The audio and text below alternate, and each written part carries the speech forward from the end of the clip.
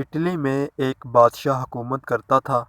اس کی رعایا اسے بہت ناپسند کرتی تھی، مگر کچھ لوگ ایسے بھی تھے جو اس کی بہت تعریف کرتے تھے۔ اس بادشاہ کا ایک خوش آمدی وزیر تھا۔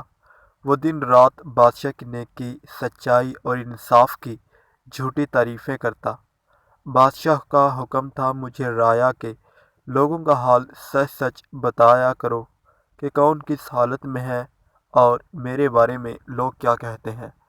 اس طرح میں ان کی رائے اور سب کے حالات صحیح طور پر معلوم کر سکوں گا۔ اس کے جواب میں دوسرے وزیر تو خاموش رہتے، مگر تعریف کرنے والا وزیر فوراً کہتا، حضور کی نیکی اور انصاف کے چرچے سارے ملک بلکہ دنیا بھر میں ہوتے ہیں۔ بھلا وہ کون بیوقوف آدمی ہوگا جو حضور کے نظام سے خوش نہ ہو۔ ہمارے ملک کی رعایا تو بے حد آرام اور چین سے ہے۔ بادشاہ کو اس کی باتیں سنتے سنتے شک ہونے لگا کہ ہو سکتا ہے یہ خوش آمدی مجھ سے سچی اور صاف باتیں نہیں کرتا، اور اس کے دھوکے میں اپنی رعایا کے اصل حال سے بے خبر رہوں۔ یہ سوچ کر اس نے ارادہ کیا کہ اس وزیر کو کس طرح آزمانا چاہیے۔ پہلے تو وہ اسے باتوں باتوں میں سمجھاتا رہا کہ دیکھو، دنیا میں کوئی ملک ایسا نہیں ہوتا جس کے سارے لوگ اپنے بادشاہ سے خوش ہوں، اور کوئی بادشاہ ایسا ہو سکتا ہے کہ جو کسی معاملے میں بے جا فیصلہ نہ کر بیٹھے جس سے کسی کو تکلیف پہنچے۔ وزیر کو چاہیے کہ اس کے سامنے سچ بولے اور حق بات کہے۔ میں چاہتا ہوں کہ تم نڈر ہو کر میرے سامنے رعایا کا حال، ان کے خیالات اور میرے انتظام کی صحیح حالت مجھے بتا دیا کرو، تاکہ میں سب لوگوں کی اچھی طرح دیکھ بھال کروں۔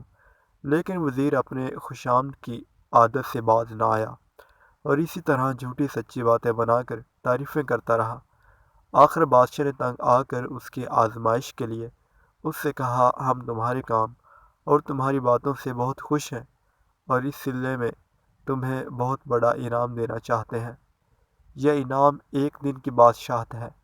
کل تم بادشاہ بنو گے اور دربار میں سب امیروں، وزیروں اور رعایا کے علاوہ ادنا لوگوں کو جمع کر کے تمہاری دن بھر کی بادشاہت کا ہم اعلان کریں گے۔ وزیر یہ سن کر بہت خوش ہوا۔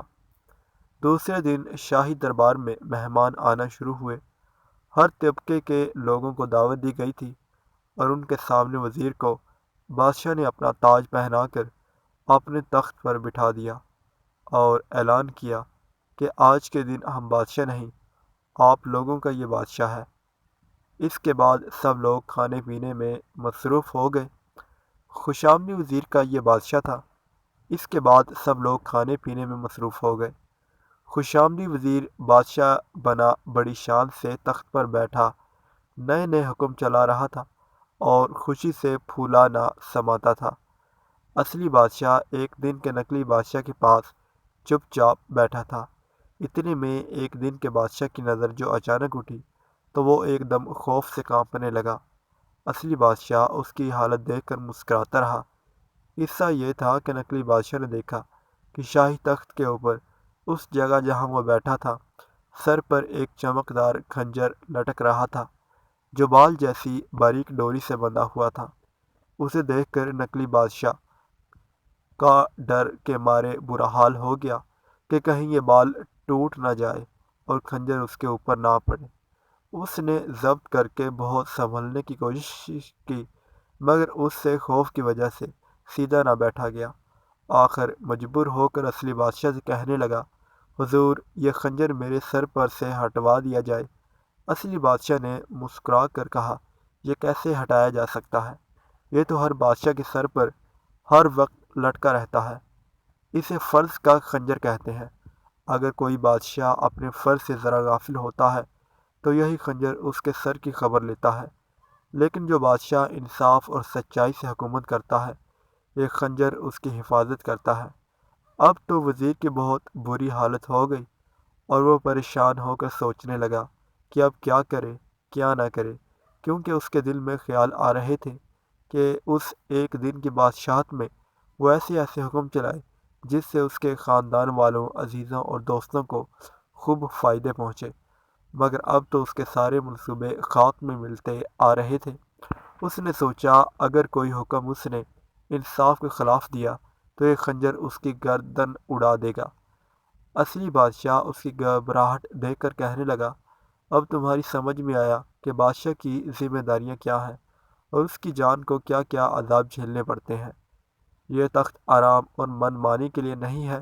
رعایا کا حال اور ملکی انتظام کے بارے میں صحیح حالات بتاؤ۔ خوش آمدی وزیر اپنے بادشاہ کی جھوٹی تعریف کر کے ملک، بادشاہ اور رعایا کی بھلائی نہیں کرتے اور خود اپنے بھی خیر خواہ نہیں ہوتے، بلکہ وہ اپنے بادشاہ کو اس چمکدار خنجر کی ضد میں لاتے ہیں جو اس کے سر پر لٹک رہا ہے۔ وزیر اپنے بادشاہ کی یہ باتیں سن کر بہت شرمندہ ہوا اور جھوٹی خوشام سے باز رہنے کی توبہ کر کے بادشاہ سے دستبردار ہو گیا۔ مزید اسی طرح کی اسلامی ویڈیوز کی اپڈیٹس کے لیے ہمارے چینل کو سبسکرائب کریں۔